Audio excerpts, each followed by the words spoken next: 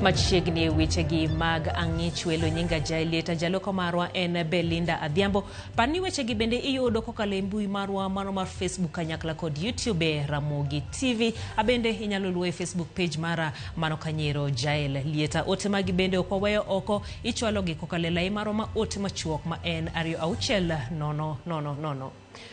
Kawachako eni kopogore kod odiochieng' manyoro mane jopiny owuok oko ka rombgi e chiwo pachgi wi paro mar thicho oko jalup jatend piny Rigathi Gachagua. Kawuono dhano nobuono romo machalo kamano. Doho ma Kirinyaga nong'ado mondo chenro mar kawo pach jopiny ochwal machiegni gi jopiny ka itere sub counties. Kata kamano jopiny matin ema nochope kuonde manoyaw e thoth apise mag sub counties ma pachoka ne odong' ka olor ka kuonde manoyaw to mana jopiny matin ema nochope. Rangach ma Peace Sub-County ma Kisumu Central ondaki full e odiochieng' ni mar ariyo machendo mar kawo pach jopiny e wi thicho oko jalup jatend piny Rigathi Gachagua owinjo time. E karomo ma Tom Mboya Labour College manobagi nyasi makamayo odiochieng' manyoro, jotije timo ler ka gipango kombe kendo onge ranyisi moramora ni romo machal gi manyoro dhi timore kae. Kawuono loro office mar CDF o affect everything. Nikech gino nok time office CDF.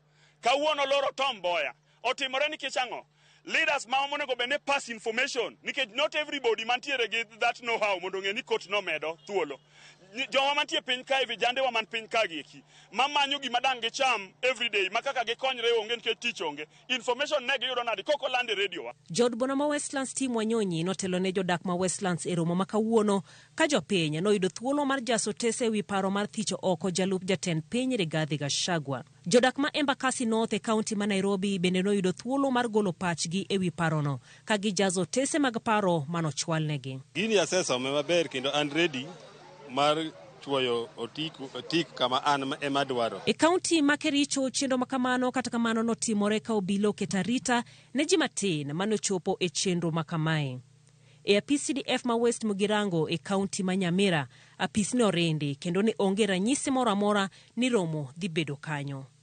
E apis CDF ma Laikipia West e kaunti ma Nyahururu jopiny matin ne ochopo kanyo kata kamano giywak ni nokonyisgi kama romo makawuono dhi bede e sama ber gino manomono thoth jopiny wuok oko kawuono. Jopiny gono ketho tese mag golo paro ka giwacho ni gin mabandia. Ukiangalia karatasi ambao nimeshika hapa, hii karatasi ni photocopy, haina watermark. Hii ni karatasi inaweza tengenezewa cyber, mtu ajaze, hata maoni yenye nitatoa hata haitakuwa imefika huko bunge. Manaji matin emano chopo e chenro makamano e sub county mar Ruiru kanyakla kod Thika Town. Kundegi negi keto mana kokgi otese mag paro manochwalnegi to gidok pacho. Number 7 umeweka hiyo boxes. Katika mane sub county ma Baringo South jopiny ne oromo kotelnegi kod jaod buch gi Charles Kamuren kendo kanyakla gitwake parono mar chik. We are getting the views of the people in the constituency levels.